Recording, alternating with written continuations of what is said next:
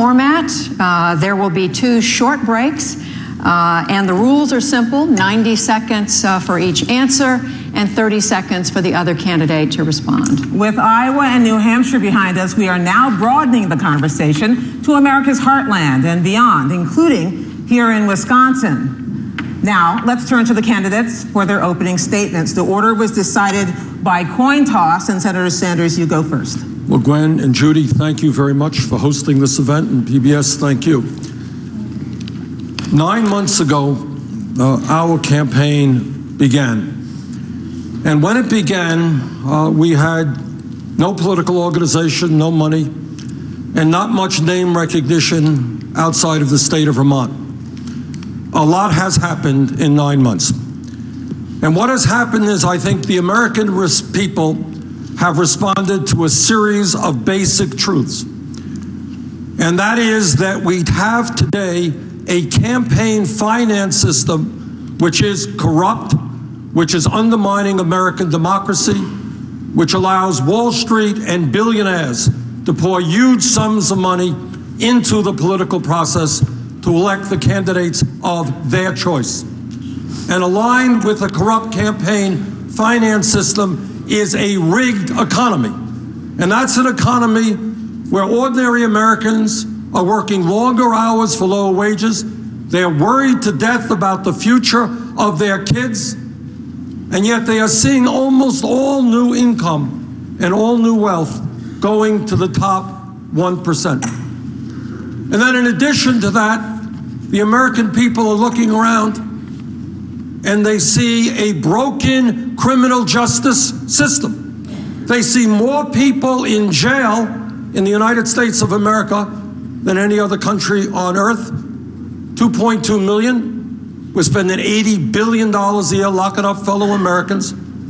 They see kids getting arrested for marijuana, getting to prison, getting a criminal record, while they see executives on Wall Street who pay billions of dollars in settlements and get no prosecution at all, no criminal records for them. I think what our campaign is indicating is that the American people are tired of establishment politics, tired of establishment economics. They want a political revolution in which millions of Americans stand up, come together, not let the Trumps of the world divide us, and say, you know what, in this great country, we need a government that represents all of us, not just a handful of wealthy campaign contributors. Thank you. Thank you, Senator Sanders.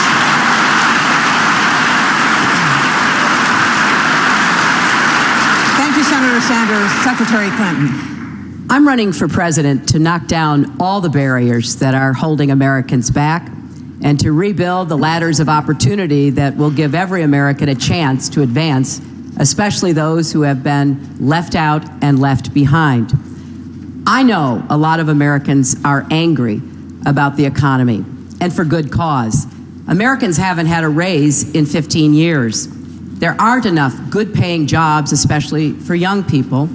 And yes, the economy is rigged in favor of those at the top. We both agree that we have to get unaccountable money out of our political system, and that we have to do much more to ensure that Wall Street never wrecks Main Street again. But I want to go further. I want to tackle those barriers that stand in the way of too many Americans right now.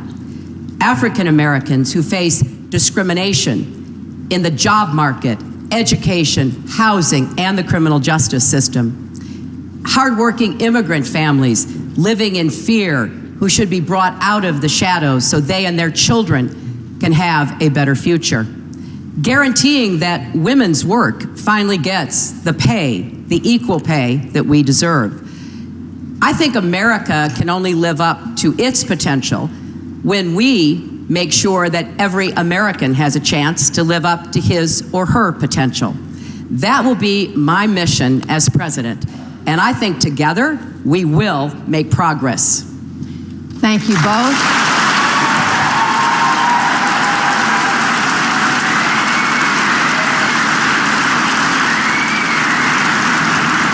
thank you both, and we'll be right back after a short break to begin questions. The PBS NewsHour Democratic debate in partnership with Facebook will continue in a moment.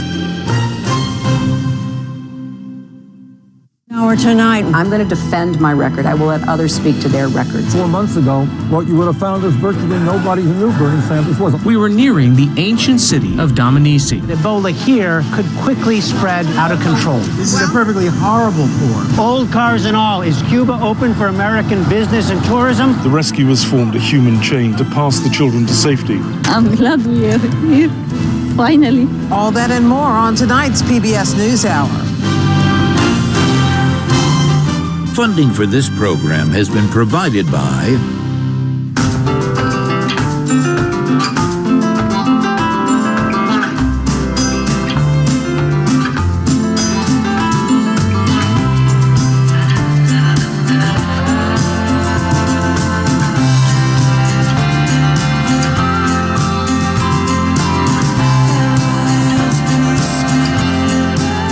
moving our economy for 160 years. BNSF, the engine that Continues. Live from the University of Wisconsin in Milwaukee, once again, Gwen Ifill and Judy Woodruff. And welcome back to this PBS NewsHour debate, Democratic debate here in Milwaukee. And let's get right to the questions. Senator Sanders, to you first. Coming off the results in Iowa and New Hampshire, there are many voters who are taking a closer look at you and your ideas. And they're asking, how big a role do you foresee for the federal government? It's already spending 21% of the entire U.S. economy. How much larger would government be in the lives of Americans under a Sanders presidency? Well, to put that in a context, Judy, I think we have to understand that in the last 30 years in this country, there has been a massive transfer of wealth going from the hands of working families into the top 1/10%, whose percentage of wealth has doubled. In other words, very rich are getting richer. Almost everybody else is getting poorer. What I believe is the United States, in fact, should join the rest of the industrialized world and guarantee health care to all people. Our Medicare for All single-payer proposal will save the average middle-class family $5,000 a year. I do believe that in the year 2016, we have to look in terms of public education as colleges, as part of public education, making public colleges and universities tuition-free.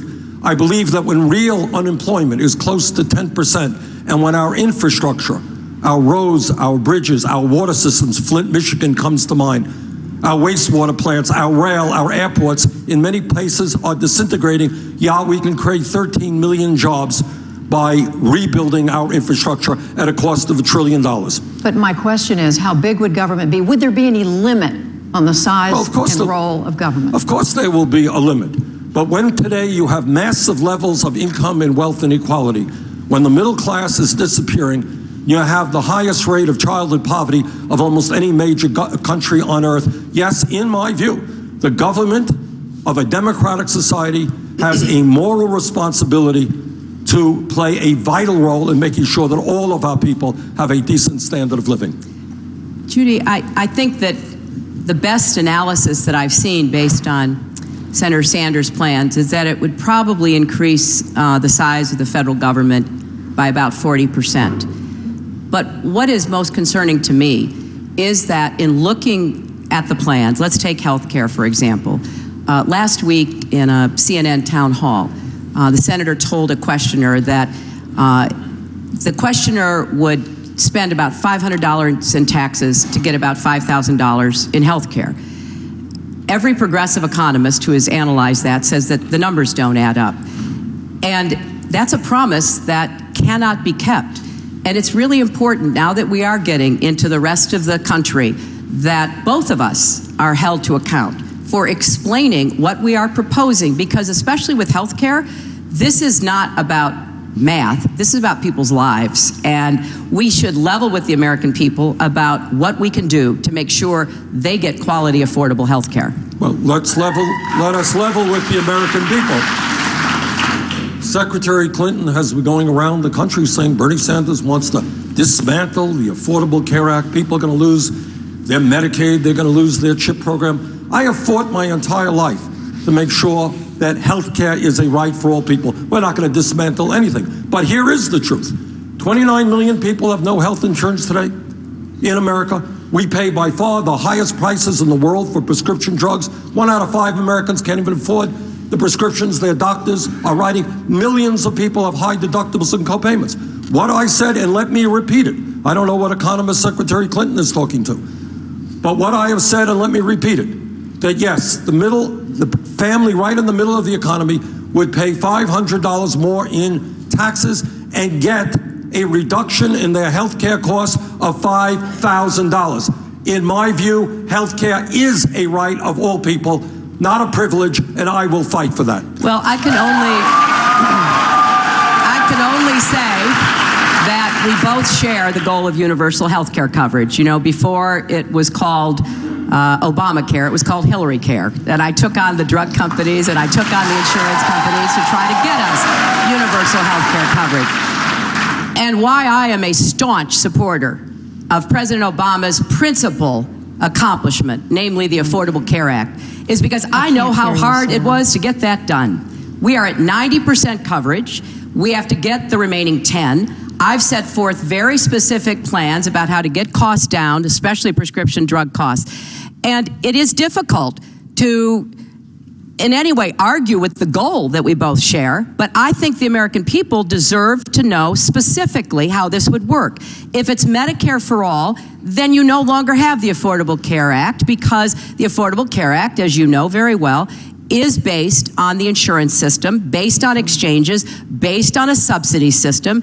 The Children's Health Insurance Program, which I helped to create, which covers 8 million kids, is also a different kind of program. So if you're having Medicare for all, single payer, you need to level with people about what they will have at the end of the process you are proposing. And based on every analysis that I can find by people who are sympathetic to the goal, the numbers don't add up, and many people will actually be worse off than they are right now. Final thoughts, Senator. That is absolutely inaccurate. Look, here is the reality, folks.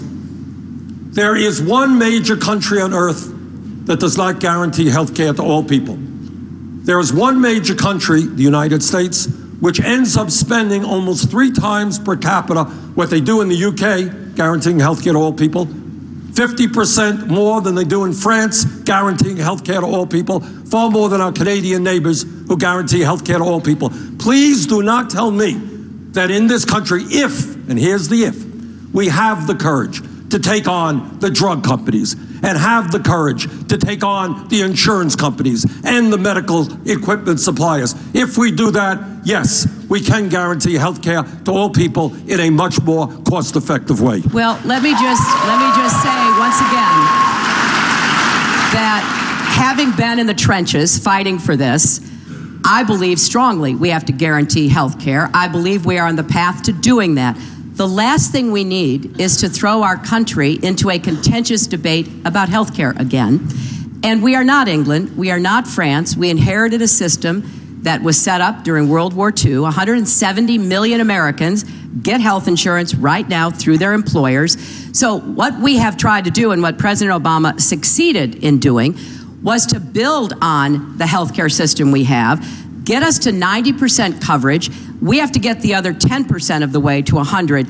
I far prefer that and the chances we have to be successful there than trying to start all over again, gridlocking our system and trying to get from 0 to 100%. I'd like to move along.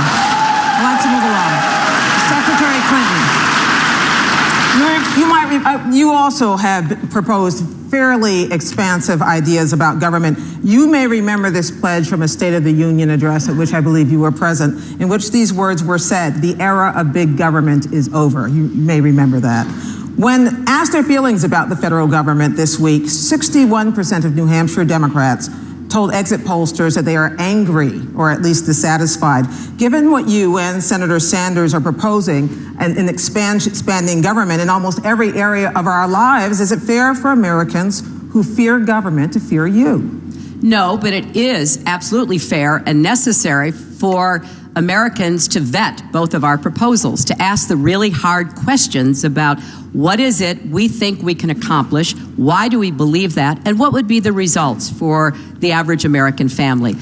In my case, whether it's health care or getting us to debt-free tuition or moving us toward paid family leave, I have been very specific about where I would raise the money, how much it would cost, and how I would move this agenda forward. I've tried to be as specific to answer questions so that my proposals can be vetted, because I feel like we have to level with people for the very reason, Gwen, that you are mentioning. There is a great deal of skepticism about the federal government. I'm aware of that. It comes from the right, from the left, from people on all sides of the political spectrum. So we have a special obligation to make clear what we stand for, which is why I think we should not make promises we can't keep, because that will further, I think, alienate Americans from understanding and believing we can together make some real changes in people's lives. But I haven't heard either of you put a price tag on your, you say I will put a price tag. My price tag is about $100 billion a year, and again, paid for. And what I have said is, I will not throw us further into debt.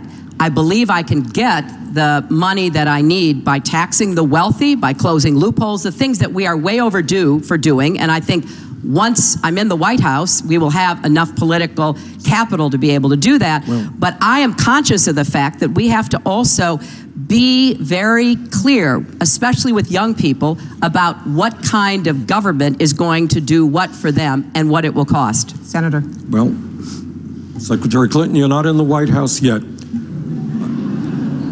And let us be clear that every proposal that I have introduced has been paid for. For example, all right, who in America denies that we have an infrastructure that's crumbling? Roads, bridges, water systems, wastewater plants? Who denies that? Who denies that real unemployment today, including those who have given up looking for work and are working part-time, is close to 10%? Who denies that African-American youth unemployment, real, is over 50%? We need to create jobs. So yes, I will do away with the outrageous loopholes that allow profitable multinational corporations to stash billions of dollars in the Cayman Islands and Bermuda, and in a given year pay zero in federal income tax. Yeah, I'm going to do away with that. We'll use those proceeds, $100 billion a year, to invest in rebuilding our infrastructure. Yes, I believe that as a result of the illegal behavior on Wall Street, that a Wall Street that drove this country into the worst economic downturn since the Great Depression. Yeah, I do believe that now, after the American people bailed Wall Street out, yes, they should pay a Wall Street speculation tax so that we can make public colleges and universities tuition free. We bailed them out. Now it is their time to help the middle class.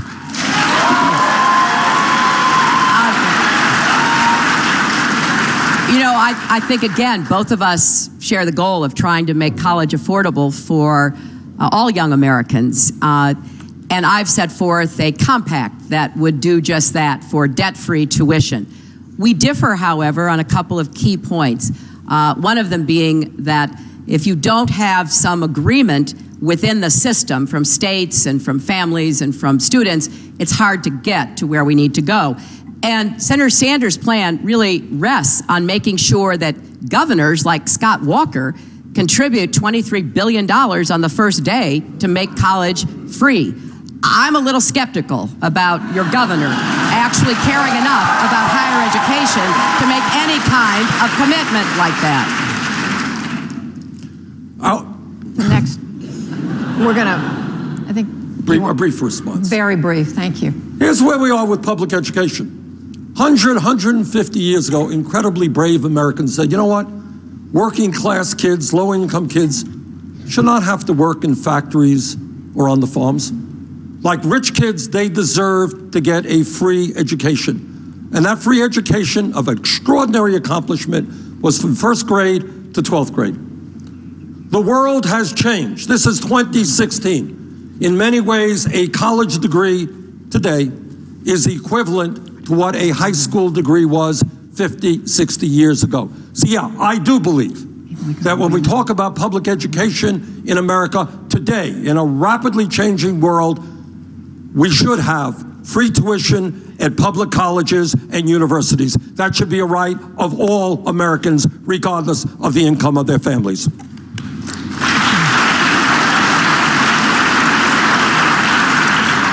Secretary Clinton, your campaign, you and your campaign have made a clear appeal to women voters. You've talked repeatedly about the fact we know you would be if elected the first woman president. But in New Hampshire, 55% of the women voters supported and voted for Senator Sanders. What are women missing about you? Well, first, Judy, I have spent my entire adult life working toward making sure that women are empowered to make their own choices, even if that choice is not to vote for me. I believe that it's most important that we unleash the full potential of women and girls in our society. And I feel very strongly that I have an agenda, I have a record that really does respond to a lot of the specific needs that the women in our country face. So I'm going to keep making that case. I'm going to keep making sure that everything I've done, everything that I stand for is going to be well known. But I have no argument with anyone making up her mind about who to support. I just hope that by the end of this campaign, there'll be a lot more supporting me. That's what I'm working toward.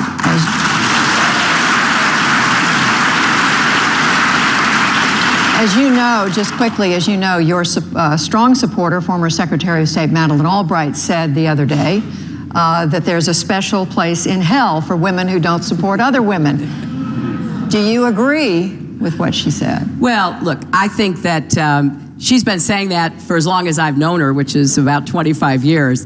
But it doesn't change my view that we need to empower everyone, women and men, to make the best decisions in their minds that they can make. That's what I've always stood for.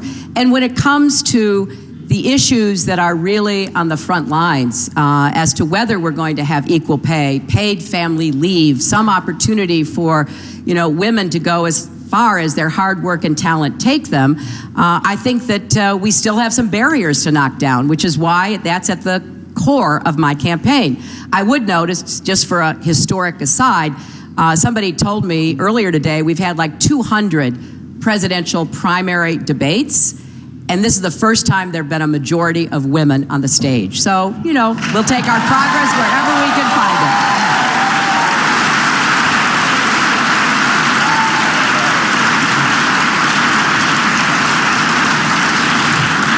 Senator Sanders, you're in the minority, but we still want to hear from you. Look, we are fighting for every vote that we can get from women, from men, straight, gay, African Americans, Latinos, Asian Americans. We are trying to bring America together around an agenda that works for working families and the middle class. I am very proud, if my memory is not correct, I think I am, that I have a lifetime, and I've been in Congress a few years, a lifetime 100% pro-choice voting record. I am very proud that over the years, we have had the support in my state of Vermont from very significant majorities of women. I am very proud that I support legislation that is currently in the Congress, got support of almost all progressive Democrats in the House and Senate, which says we will end the absurdity of women today making 79 cents on the dollar compared to men. And we will join the rest of the industrialized world in saying that paid family and medical leave should be a right of all working families. Senator, do you worry at all that you will be the instrument of thwarting history, as Senator Clinton keeps claiming that she might be the first woman president? Well, I think from an historical point of view, somebody with my background, somebody with my views, somebody who has spent his entire life taking on the big money interest, I think a Sanders victory would be of some historical accomplishment as well.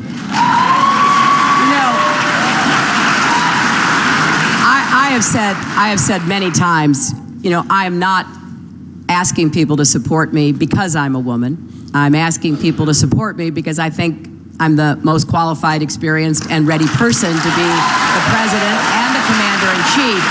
And I appreciate greatly Senator Sanders' voting record, and I was very proud to get the endorsement of the Planned Parenthood Action Fund because I've been a leader on these issues. I have gone time and time again to take on the vested interests who would keep women's health care decisions the province of the government instead of women ourselves.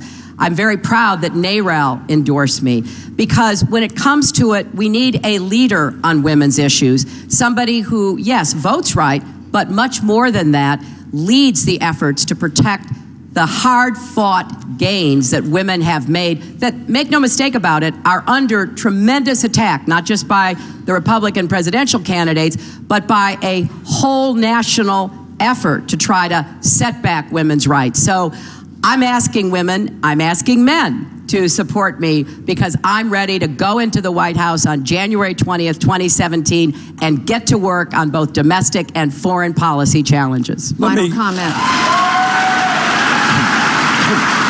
Let me concur with the Secretary.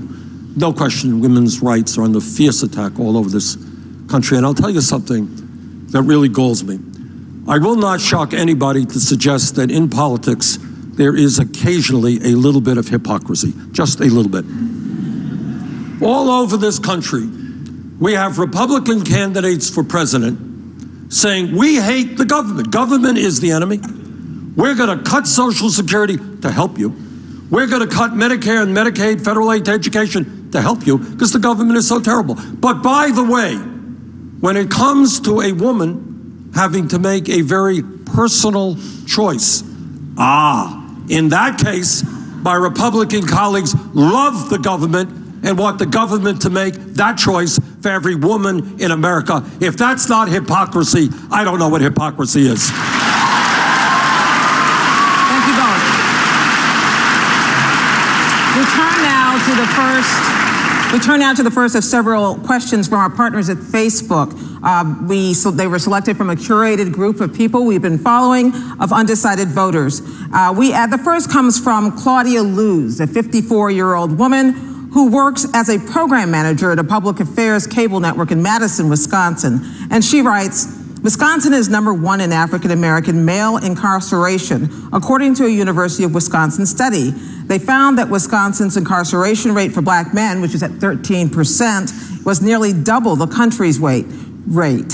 What can we do across the nation to address this? Senator Sanders. This is one of the great tragedies in our country today. And we can no longer continue to sweep it under the rug. It has to be dealt with. Today, a male African-American baby born today stands a 1 in 4 chance of ending up in jail. That is beyond unspeakable. So what we have to do is do radical reform of a broken criminal justice system.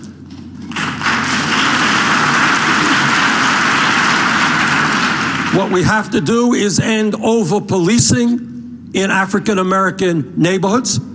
The reality is that both African-American community and the white community do marijuana at about equal rates. The reality is 4 times as many blacks get arrested for marijuana. Truth is that far more blacks get stopped for traffic violations. The truth is that sentencing for blacks is higher than for whites. We need fundamental police reform. Clearly, when we talk about a criminal justice system, I would hope that we could all agree that we are sick and tired of seeing videos on television of unarmed people, often African Americans, shot by police officers. What we have got to do is make it clear that any police officer who breaks the law will, in fact, be held accountable.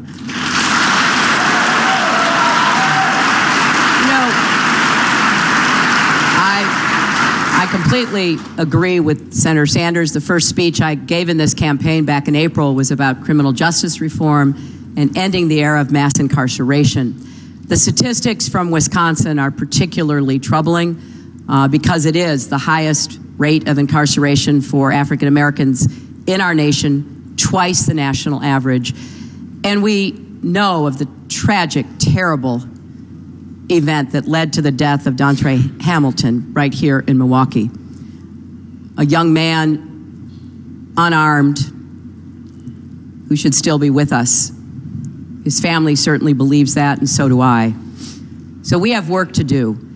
There have been some good recommendations about what needs to happen. President Obama's Policing Commission came out with some. I have fully endorsed those. But we have to restore policing that will actually protect the communities that police officers are sworn to protect. And then we have to go after sentencing. And that's one of the problems here in Wisconsin, because so much of what happens in the criminal justice system doesn't happen at the federal level. It happens at the state and local level. But I would also add this. There are other racial discrepancies, really systemic racism in this state as in others, in education, in employment, in the kinds of factors that too often lead from a position where young people, particularly young men, are pushed out of school early, are denied employment opportunities. So when we talk about criminal justice reform and ending the era of mass incarceration, we also have to talk about jobs, education, housing, and other ways of helping communities do better. Senator, briefly. Nothing that Secretary Clinton said do I disagree with. This mandatory sentencing, very bad idea, takes away discretion from judges. We have got to demilitarize local police departments so they do not look like occupying armies. We have got to make sure that local police departments look like the communities they serve in their diversity. And where we are failing abysmally is in the very high rate of recidivism we see. People are being released from jail without the education, without the job training, without the resources they need to get their lives together. Then we're shocked that they end up back in jail again. So we have a lot of work to do. But here is a pledge that I've made throughout this campaign, and it's really not a very radical pledge. When we have more people in jail, disproportionately African American and Latino, than China does, a communist authoritarian society 4 times our size, here's my promise. At the end of my first term as president, we will not have more people in jail than any other country. We will invest in education and jobs for our kids, not incarceration and more jails.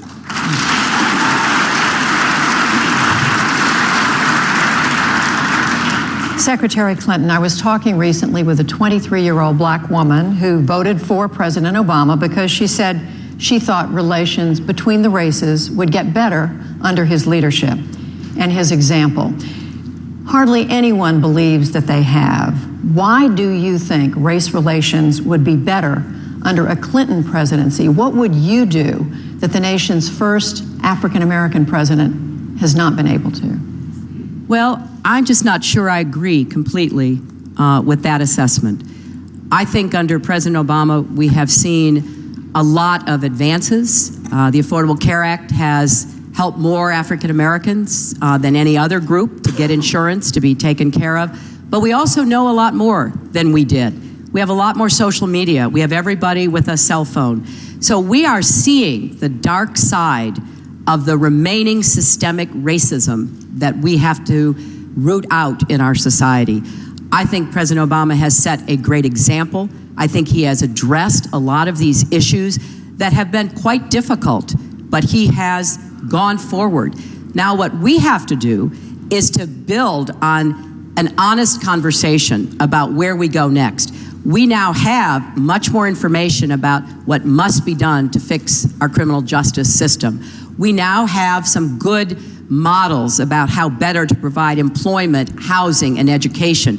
So I think what President Obama did was to exemplify the importance of this issue as our first African-American president, and to address it both from the president's office and through his advocacy, such as working with young men and Mrs. Obama's work with young women.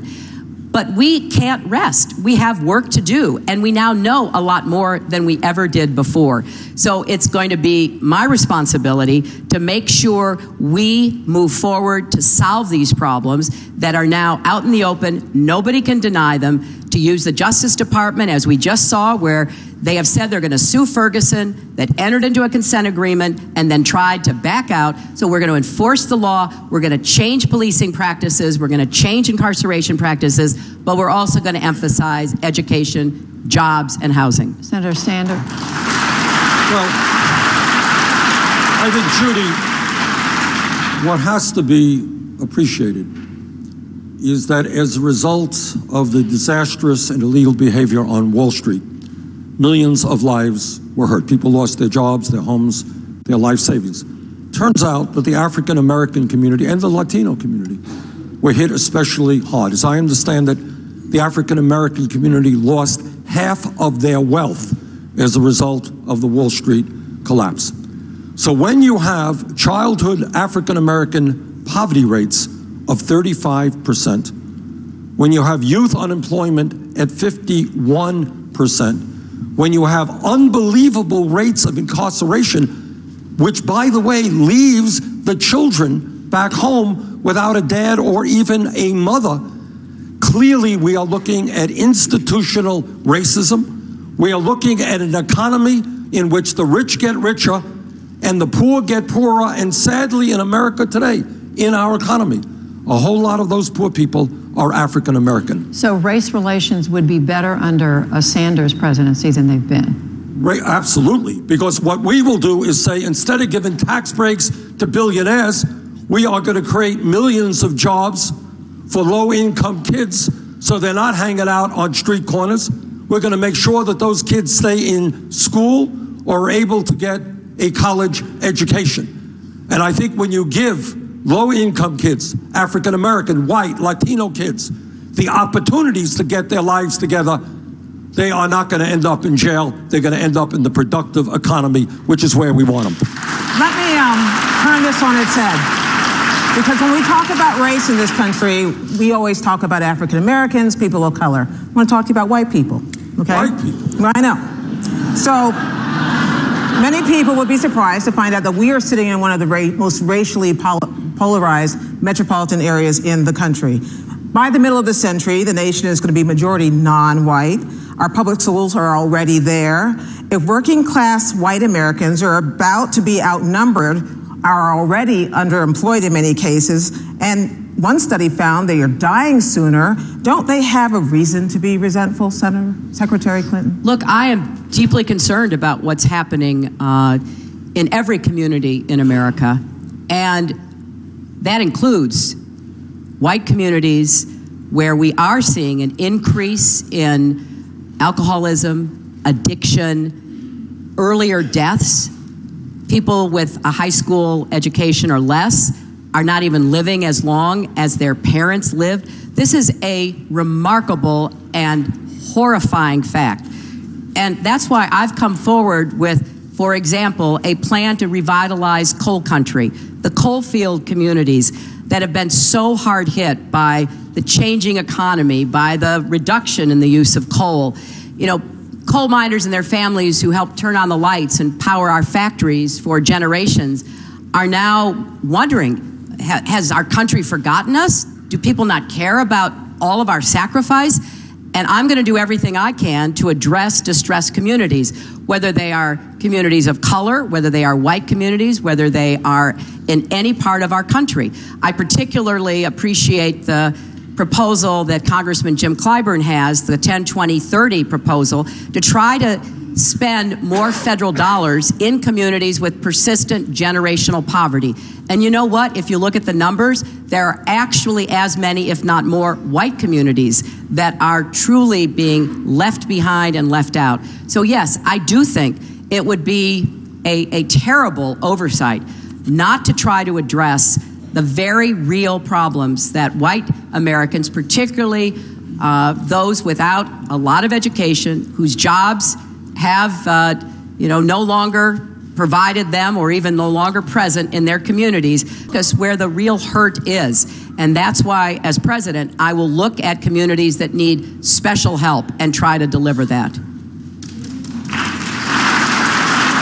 Senator, I want you to respond to that, but I also want you to tell, am I wrong? Is it even right to be describing this as... Senator, I want you to respond to that, but I also want you to tell, am I wrong? Is it even right to be describing this as a matter of race?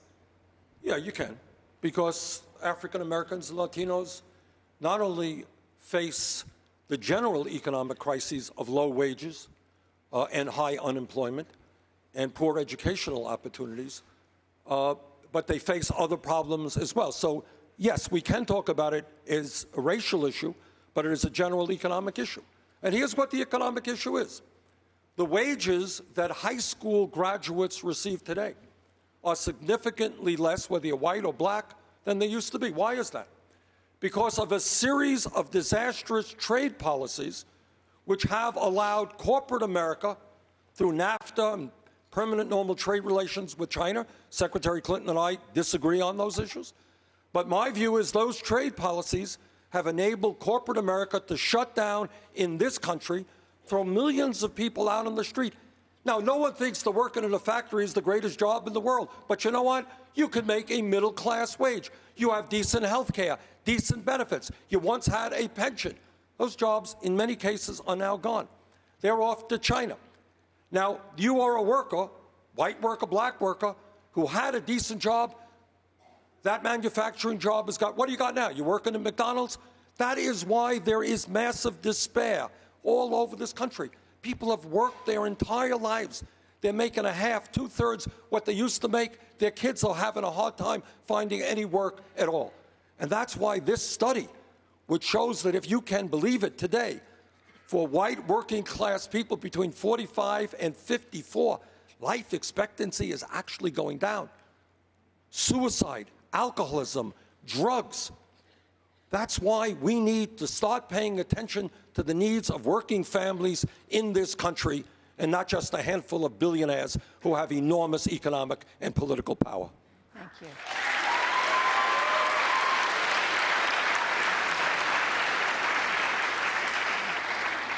Senator Sanders, one of the causes of anxiety for working class Americans is connected to immigrants. President Obama, as you know, has issued executive actions to permit some 5 million undocumented immigrants who are living now in the United States to come out of the shadows without fear of deportation, to get work permits. Would you go further than that? And if so, how specifically would you do it? Should an undocumented family watching this debate tonight, say in Nevada, rest easy, not fear further deportations under a Sanders presidency? The answer is yes. We've got 11 million undocumented people in this country. I've talked to some of the young kids who, with tears rolling down their cheeks, are scared to death that today they may or their parents may be deported. I believe that we have got to pass comprehensive immigration reform, something that I strongly supported. I believe that we have got to move toward a path toward citizenship. I agree with President Obama, who used executive orders to protect families because the Congress, the House, was unable or refused to act. And in fact, I would go further. What would motivate me and what would be the guiding light for me in terms of immigration reform, Judy, is to bring families together, not divide them up. And let me say this also. Somebody who was very fond of the president, agrees with him most of the time. I disagree with his recent deportation policies, and I would not support those. Bottom line is a path toward citizenship for 11 million undocumented people. If Congress doesn't do the right thing, we use the executive orders of the president.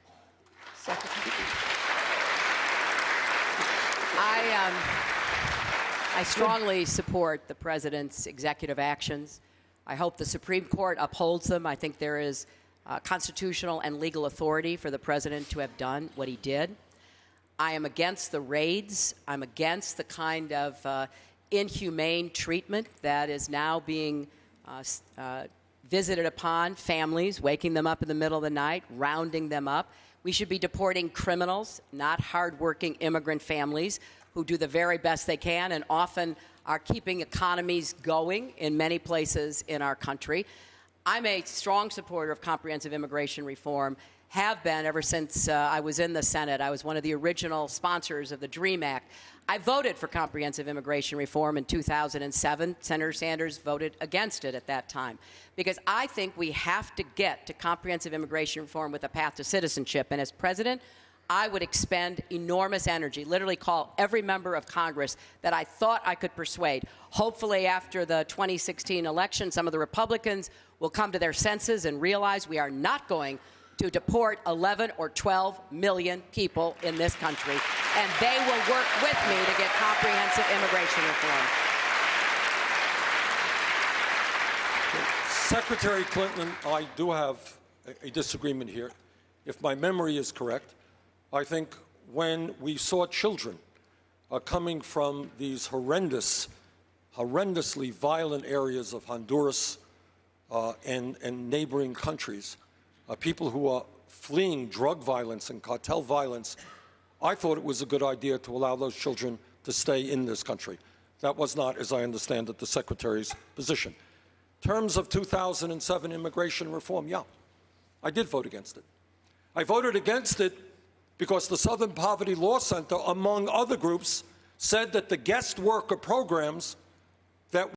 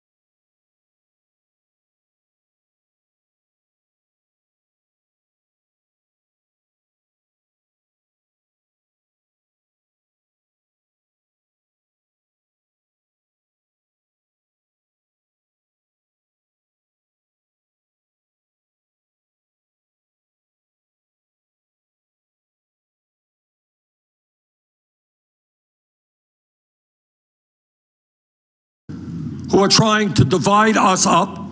What we have to do right now is bring our people together and understand that we must provide a path towards citizenship for 11 million undocumented people. Two quick responses. One, with respect to the Central American children, I made it very clear that those children needed to be processed appropriately, but we also had to send a message to families and communities in Central America not to send their children on this dangerous journey in the hands of smugglers. I've also called for the end of family detention, for the end of privately run detention centers along with private prisons, which I think are really against the common good and the rule of law. And with respect to the 2007 bill, this was Ted Kennedy's bill. And I think Ted Kennedy had a very clear idea about what needed to be done, and I was proud to stand with him and support it. Let me just respond. I worked with Ted Kennedy. He was the chairman of my committee, and I loved Ted Kennedy. But on this issue, when you have one of the large Latino organizations in America saying vote no, when you have the AFL-CIO saying vote no, when you have leading progressive Democrats in fact voting no, I don't apologize for that vote. But in terms of the children, I don't know to whom you're sending a message. Who are you sending a message to? These are children who are leaving countries and neighborhoods where their lives are at stake. That was the fact. I don't think we use them to send a message. I think we welcome them into this country and do the best we can to help them get their lives together. Well, that just wasn't the fact, Senator. The fact is that there was a great effort made by the Obama administration and others to really send a clear message, because we knew that so many of these children were being abused, being treated terribly while they tried to get to our border. So we have a disagreement on this. I think now what I've called for is counsel for every child, so that no child has to face any kind of process without someone who speaks and advocates for that child, so that the right decision hopefully can be made. If you would allow me now to move on, we've been talking about children. I want to talk about seniors. That takes us to our second Facebook question from Farheen Hakim, who writes, my father, she's a 40-year-old woman who works for a nonprofit here in Milwaukee, and she writes, my father gets just $16 in food assistance per month as part of Medicaid's Family Community Program in Milwaukee County for low-income seniors. How will you, as president, work to ensure low-income seniors get their basic needs met? Start with you, Senator Sanders. Okay. You know, you judge a nation not by the number of millionaires and billionaires it has, but by how we treat the most vulnerable and fragile people in our nation. And by those standards, we're not doing particularly well. We have the highest rate of childhood poverty among almost any major country on earth. And in terms of seniors, there are millions of seniors, and I've talked to them in my state of Vermont and all over this country, who are trying to get by on $11,000, $12,000, $13,000 a year Social Security. And you know what? You do the arithmetic, you can't get by on $11,000, $12,000, $13,000 a year. And here's an area where Secretary Clinton and I believe we have a difference.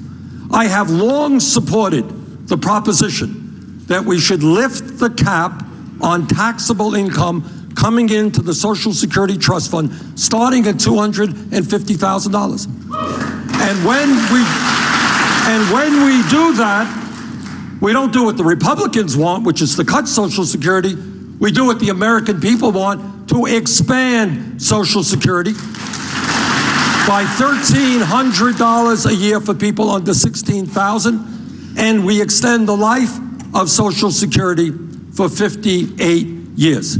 Yes, the wealthiest people, the top 1.5%, will pay more in taxes. But a great nation like ours should not be in a position where elderly people are cutting their pills in half, where they don't have decent nutrition, where they can't heat their homes in the wintertime. That is not what America should be about. If elected president, I will do everything I can to expand Social Security benefit, not just for seniors, but for disabled veterans as well.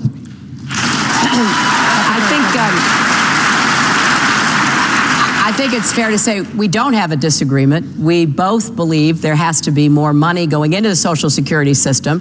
I've said I'm looking at a couple of different ways. One, which you mentioned, Senator, but also trying to expand the existing tax to passive income that wealthy people have, so that we do get more revenue into the Social Security Trust Fund. I have a slightly different approach, though, about what we should do with that initially. First, rather than expand benefits for everyone, I do want to take care of low-income seniors who worked at low-wage jobs. I want to take care of women. When the Social Security program was started in the 1930s, not very many women worked, and women have been disadvantaged ever since. They do not get any credit for their caretaking responsibilities, and the people who are often the most hard hit are widows, because when their spouse dies, they can lose up to 1/2 of their Social Security monthly payment. So we have no disagreement about the need to buttress Social Security, get more revenue into the program, but I want to start by helping those people who are most at risk, the ones who, yes, are cutting their pills in half, who don't believe they can make the rent, who are worried about what comes next for them. In all due respect,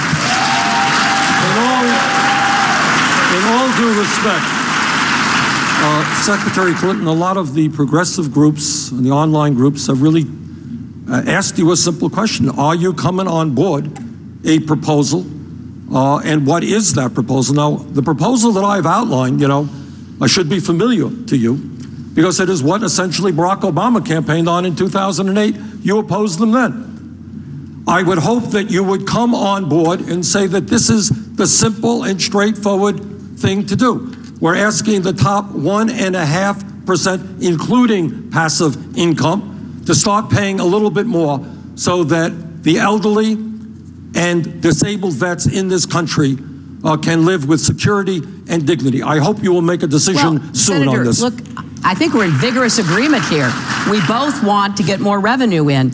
I have yet to see a proposal that you're describing that raising the cap would apply to passive income. That has not That's been, my bill. well, that has not been a part of most of the proposals that I've seen. I'm interested in making sure we get the maximum amount of revenue from those who can well afford to provide it. So I'm going to come up with the best way forward. We're going to end up in the same place. We're going to get more revenue. I'm going to prioritize those recipients.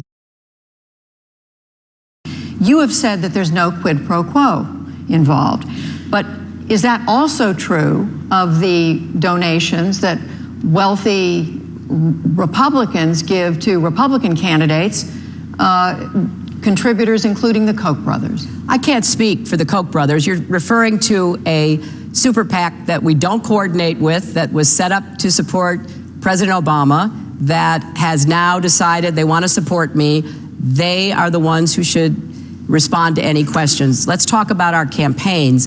I'm very proud of the fact that we have more than 750,000 donors, and the vast majority of them are giving small contributions. So I'm proud of Senator Sanders and his supporters. I think it's great that, you know, Senator Sanders, President Obama, and I have more donors than any three people who have ever run, certainly on the Democratic side. That's the way it should be.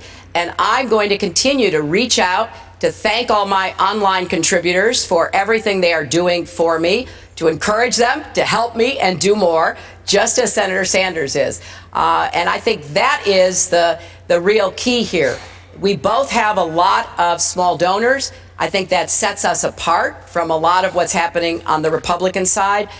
The Koch brothers have a very clear political agenda. It is an agenda, in my view, that would do great harm to our country. We're going to fight it as hard as we can, and we're going to fight whoever the Republicans nominate, who will be very dependent upon the Koch brothers and others. Senator. I'm asking if Democratic donors are different from Republican donors. What we are talking about in reality is a corrupt campaign finance system. That's what we're talking about. And we have to be honest about it. And it is undermining American democracy. When extraordinarily wealthy people make very large contributions to super PACs, and in many cases in this campaign, super PACs have more money, have raised more money than individual candidates have. Okay, we had a decision to make early on. Do we do a super PAC? And we said, no, we don't represent Wall Street. We don't represent the billionaire class, so it ends up I'm the only candidate up here of the many candidates who has no super PAC. But what we did is we said to the working families of this country, look, we know things are tough, but if you want to help us, go beyond establishment politics and establishment economics.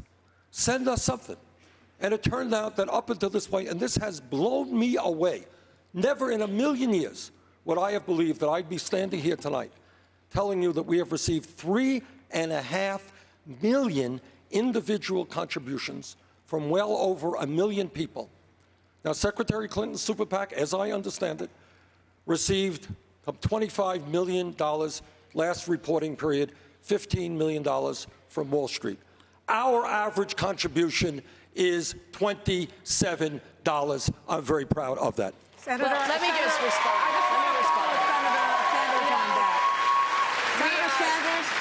Senator Sanders, are you saying we are mixing apples and oranges? My 750,000 donors have contributed more than 1.5 million donations. I'm very proud.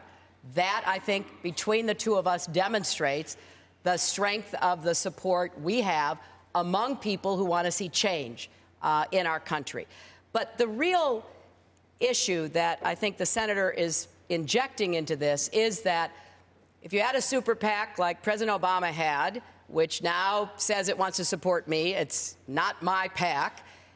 If you take donations from Wall Street, you can't be independent. I would just say I debated then Senator Obama numerous times on stages like this.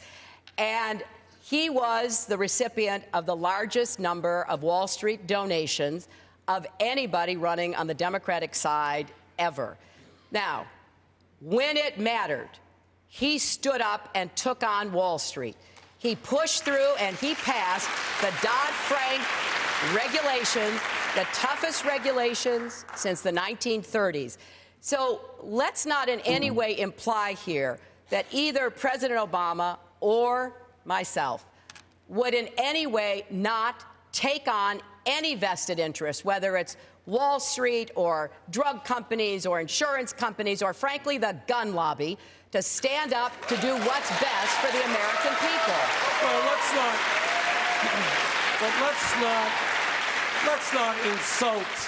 let's not insult the intelligence of the American people. People aren't dumb. Why in God's name does Wall Street make huge campaign contributions? I guess just for the fun of it. They want to throw money around. Why does the pharmaceutical industry make huge campaign contributions? Any connection, maybe, to the fact that our people pay the highest prices in the world for prescription drugs?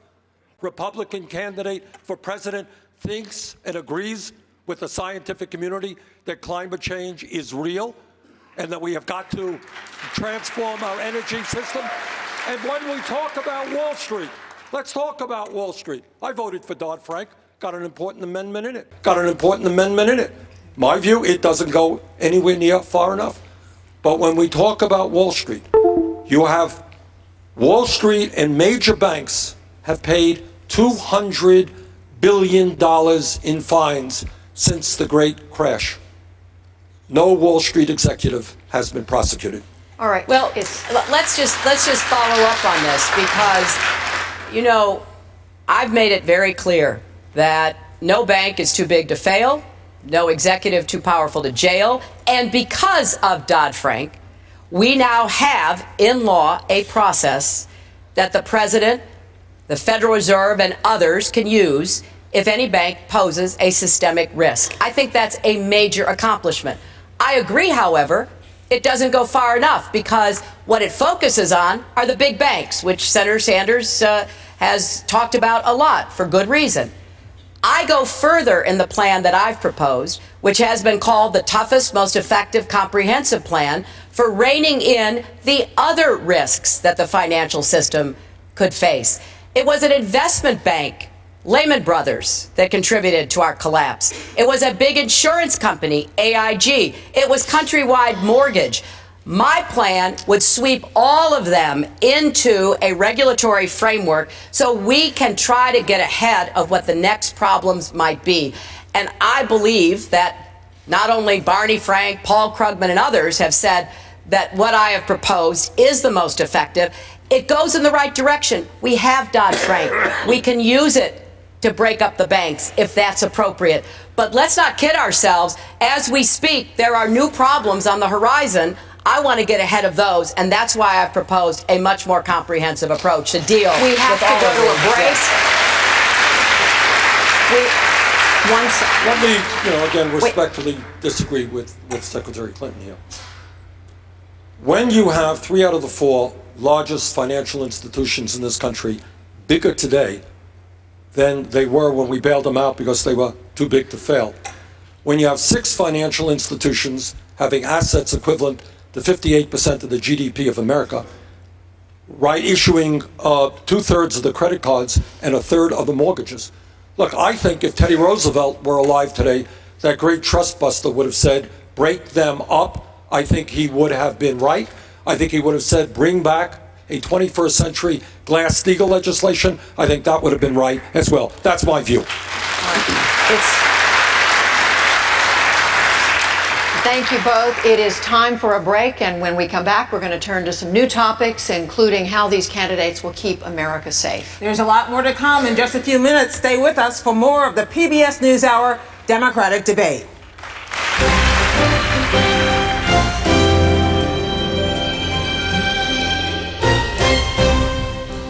to support me. It's not my PAC. If you take donations from Wall Street, you can't be independent. I would just say I debated then Senator Obama to support me. It's not my PAC.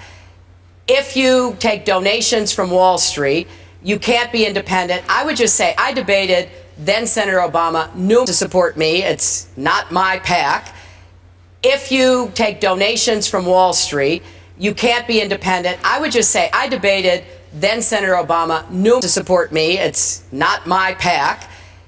If you take donations from Wall Street, you can't be independent. I would just say I debated then Senator Obama to support me. It's not my PAC.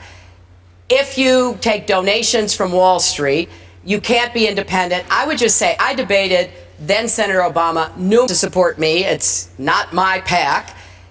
If you take donations from Wall Street, you can't be independent. I would just say I debated then Senator Obama to support me. It's not my PAC.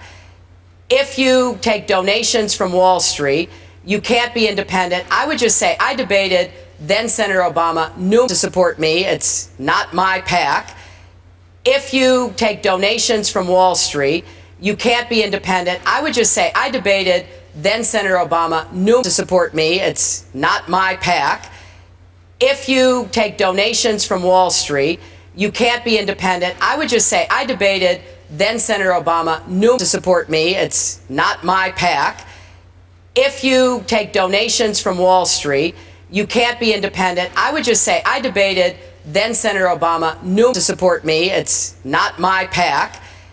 If you take donations from Wall Street, you can't be independent. I would just say I debated then Senator Obama to support me. It's not my PAC. If you take donations from Wall Street, you can't be independent. I would just say I debated then Senator Obama to support me. It's not my PAC. If you take donations from Wall Street, you can't be independent. I would just say I debated then Senator Obama to support me. It's not my PAC. If you take donations from Wall Street, you can't be independent. I would just say I debated then Senator Obama to support me. It's not my PAC. If you take donations from Wall Street, you can't be independent. I would just say I debated then Senator Obama to support me. It's not my PAC.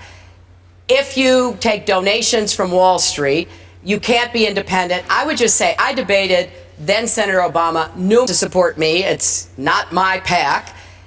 If you take donations from Wall Street, you can't be independent. I would just say I debated then Senator Obama to support me. It's not my PAC. If you take donations from Wall Street, you can't be independent. I would just say I debated then Senator Obama to support me. It's not my PAC. If you take donations from Wall Street, you can't be independent. I would just say I debated then Senator Obama to support me. It's not my PAC. If you take donations from Wall Street, you can't be independent. I would just say I debated then Senator Obama to support me. It's not my PAC.